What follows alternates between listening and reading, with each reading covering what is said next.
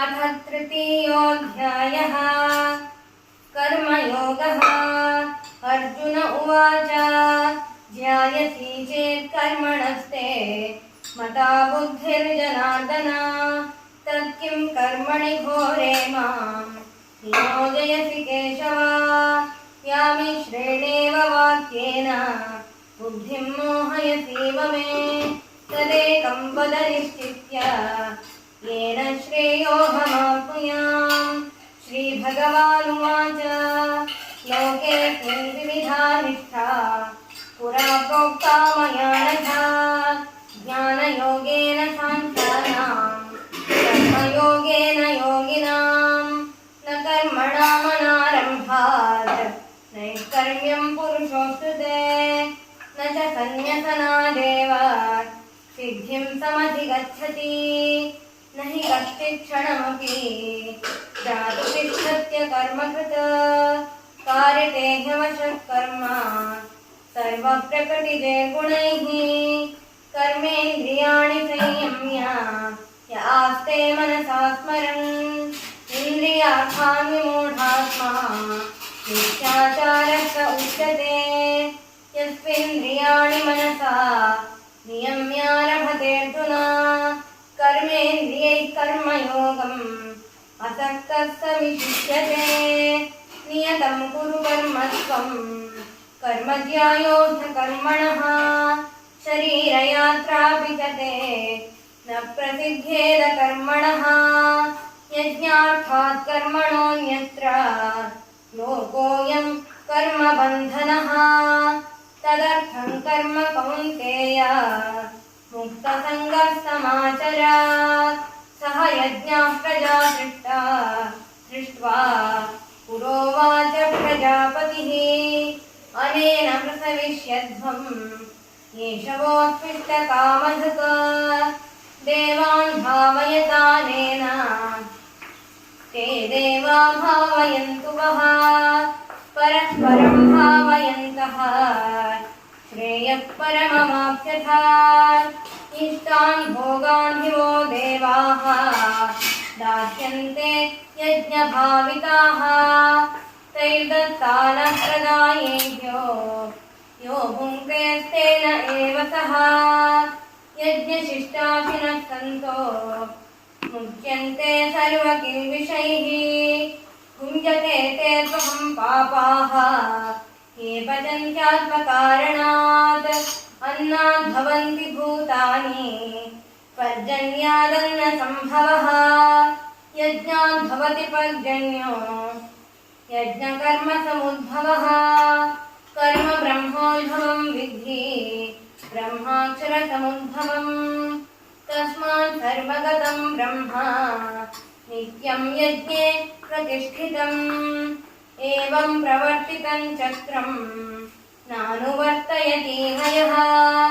अघायुरिन्द्रियारामो मोघं पार्थ स जीवति यस्त्वात्मरतिरेव स्यात् आत्मतृप्तश्च मानवः आत्मन्येव च सन्तुष्टः तस्य कार्यं न विद्यते नैव तस्य कृतेनार्थो नाकृते नेह कश्चन न चास्य सर्वभूतेषु कश्चिदर्थव्यपाश्रयः तस्मादसक्तः सततं कार्यं कर्म समाचर असक्तो ह्याचरन् कर्म परमाप्नोति पूरुषः कर्मणैव हि संसिद्धिम् आस्थिता जनकादयः लोकसङ्ग्रहमेवापि सम्पश्यन् कर्तुमर्हसि यद्यदाचरति श्रेष्ठः तत्तदेवेतरो जनः स यत्प्रमाणं कुरुते लोकस्तदनुवर्तते न मे पार्थास्ति कर्तव्यं त्रिषु लोकेषु किञ्चन नानवाप्तमवाप्तव्यं वर्त एव च कर्मणि यदि ह्यहं न वर्तेयं जातु कर्मण्यतन्द्रितः मम वर्त्मानुवर्तन्ते मनुष्याः पार्थ सर्वशः उत्सीदेयुरिमे लोकाः न कुर्यां कर्म चेदहम् शङ्करस्य च कर्तास्याम् उपहन्यामि मा प्रजाः सक्ताः कर्मण्य विद्वांसो यथा कुर्वन्ति भारत कुर्याद् विद्वांस तथा सक्तः चिकीर्षुर्लोकसङ्ग्रहम् न बुद्धिभेदं जनयेत् अज्ञानां कर्मसङ्गिनां जोषयेत् सर्वकर्माणि विद्वान् युक्तः समाचरन् प्रकृते क्रियमाणानि गुणैः कर्माणि सर्वशः अहङ्कारविमूढात्मा कर्ताहमिति मन्यते तत्त्ववित्तु महाबाहो गुणकर्मविभागयोः गुणागुणेषु वर्तन्त इति मत्वा न सज्जते प्रकृते गुणसम्मूढाः सज्जन्ते गुणकर्मसु तान् कृत्स्नविदो मन्दान् यस्मिन् न विचालयेत् मयि सर्वाणि कर्माणि सन्न्यस्याध्यात्मचेतसा निराशीर्निर्ममो भूत्वा शुद्धस्व विगतज्वरः ये मे मतमिदं नित्यम् अनुतिष्ठन्ति मानवाः श्रद्धावन्तो न सूयन्तो मुच्यन्ते तेऽपि कर्मभिः ये त्वेतदभ्यसूयन्तो नानुतिष्ठन्ति मे मतम् सर्वज्ञानविमूढांस्तान् विद्धि नष्टान् चेतसः सदृशं चेष्टते स्वस्याः प्रकृतेर्ज्ञानवानपि प्रकृतिं यान्ति भूतानि निग्रहः किं करिष्यति इन्द्रियस्येन्द्रियस्यार्थे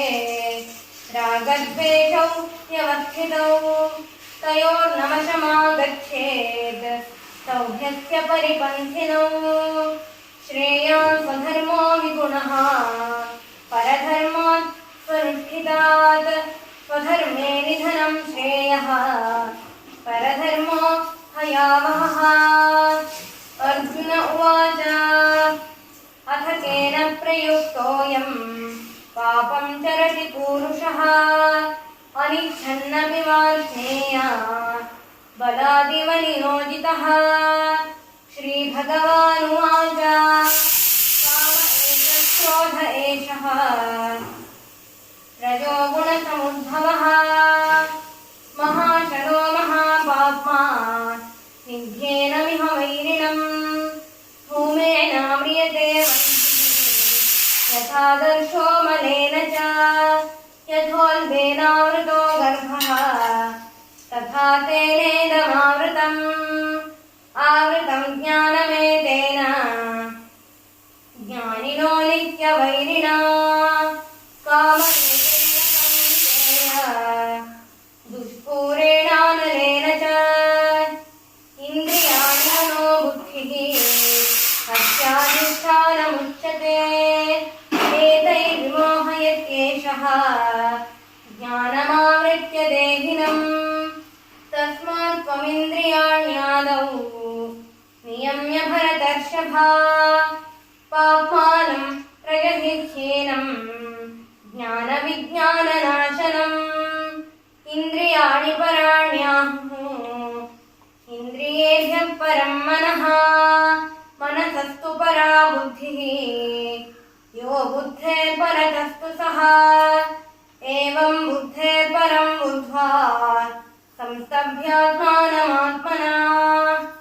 जहि शत्रुं महाबाहो